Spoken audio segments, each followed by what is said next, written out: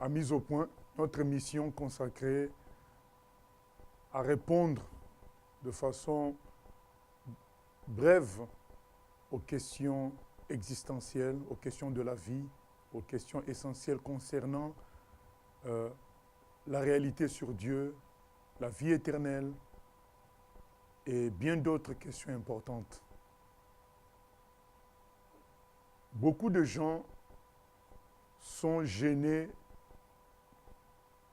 d'entendre que le chemin, la vérité et la vie ne se trouvent qu'en Jésus. Ils se disent quand même, tout chemin mène à Rome. Pourquoi pas plusieurs chemins pour arriver à Dieu? Mais ce n'est pas ce que dit la parole de Dieu. Il est écrit dans Jean 14, 6, c'est Jésus qui parle, il dit « Je suis le chemin, la vérité et la vie. Nul ne peut aller au Père que par moi. » Alors, d'une manière objective, nous allons dire pourquoi on ne peut aller à Dieu que par Jésus. Alors, nous prenons une image. Quand quelqu'un veut faire le tour de l'Algérie, ou connaître la Chine, visiter la Chine, visiter l'Afrique du Sud. Alors, est-ce qu'il prend un Algérien pour lui faire connaître la Chine ou un Chinois pour lui faire connaître l'Afrique du Sud? Bien sûr que non. Pour connaître la Chine, il choisira de préférence un Chinois. Pour connaître l'Algérie, il prendra un Algérien et l'Afrique du Sud, un Sud-Africain. C'est logique. Tu prends un ressortissant du lieu, il est censé connaître l'endroit d'où il vient et peut mieux t'expliquer, peut mieux te conduire dans tous les endroits importants à visiter. Et si nous voulons aller vers Dieu, qui est-ce qui doit nous mener vers lui?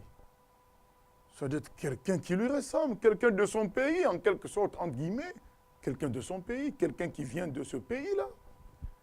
Et de tous les prophètes, de tous les envoyés prétendus, de tous les messagers dont on a entendu parler, qui est-ce qui ressemble le plus à ce que, naturellement, nous pensons que Dieu est? Intuitivement, naturellement, nous pensons que Dieu est tout-puissant. S'il existe, nous pensons qu'il est juste. En lui, il n'y a point de faute. Nous pensons intuitivement que Dieu est éternel. Il n'a pas de commencement, il n'a pas de fin. Alors, pour que quelqu'un soit l'intermédiaire qui nous mène à ce Dieu-là, il faut que ce soit la personne qui lui soit le plus semblable. Et dans tous ces prophètes, dans tous ces messagers, parmi tous ces intermédiaires, il y a une seule personne qui répond à ce critère naturel, à ce critère simple, la ressemblance au pays d'origine, la conformité à la nature de l'endroit vers lequel nous nous dirigeons, il y a Jésus-Christ. Car tous les prophètes, tous les messagers, tous les intermédiaires ont eu une naissance normale comme nous tous. Mais Jésus n'a pas eu cette naissance normale. Jésus est né sans père, comme Adam, sans père, par la puissance divine. Tous les messagers que nous connaissons ont eu à faire des torts, à faire des péchés, à commettre des péchés. Et il y en a même qui ont eu à se repentir clairement. Hein. Ça nous est relaté. Mais Jésus, il est dit de lui qu'il n'y avait point de fraude en lui. Dans Jean 8, 46, il dit lui-même, « Qui me convaincra de péché ?»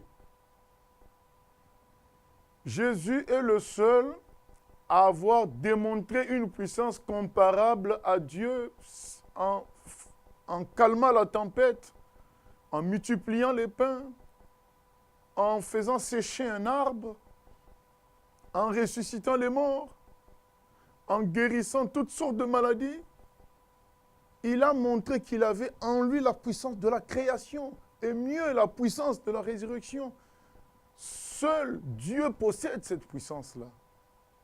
Et aucun des prophètes n'a démontré au niveau de Jésus qu'il détenait une telle puissance.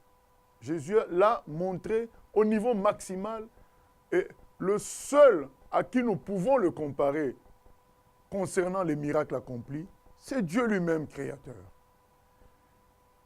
Et Jésus, il nous est dit de lui qu'il est éternel, il n'a pas de commencement de jour, ni de fin, parce que lorsqu'il est mort, il est ressuscité le troisième jour, il est vivant. Il existait en Dieu depuis longtemps et il est venu en homme. C'est expliqué dans Michée 5, 1 à 2. Lorsqu'on parle de sa naissance à Bethléem, on dit que son origine remonte au temps d'éternité. Et non seulement que son origine est éternelle, après sa crucifixion, il est mort, il est ressuscité le troisième jour et il vit éternellement. Donc il n'a pas de commencement, pas de fin. Donc seul Dieu a cette qualité-là. On ne voit pas d'autres prophètes. Tous les autres prophètes sont morts et ils ont été enterrés. Ils sont dans le tombeau. La résurrection de Jésus est une réalité historique, une réalité établie, parce qu'il s'est fait voir auprès de plus de 500 personnes, nous relate la Bible. Pour tous ces points-là, à cause de tous ces points, Jésus est unique et le seul qui ressemble à ce que nous pensons naturellement de Dieu. Et c'est pourquoi il est évident que si nous voulons aller vers Dieu, que nous passions par la voie qui lui est semblable, c'est Jésus. Les autres humains ont commis des péchés comme nous, ils sont morts comme nos congénères, ils sont nés comme nous d'un père et d'une mère, ils n'ont pas été parfaits, c'est Jésus le seul à avoir été parfait. Voilà, sans vouloir vous convaincre par mes raisonnements, je vous prierai de lire les évangiles et Jésus lui-même vous parlera. Vous observerez l'image du Dieu vivant et vous pourrez le suivre. Et il ne cherche qu'à vous sauver comme il nous a sauvés à un moment donné de notre vie. Que Dieu vous bénisse et à la prochaine.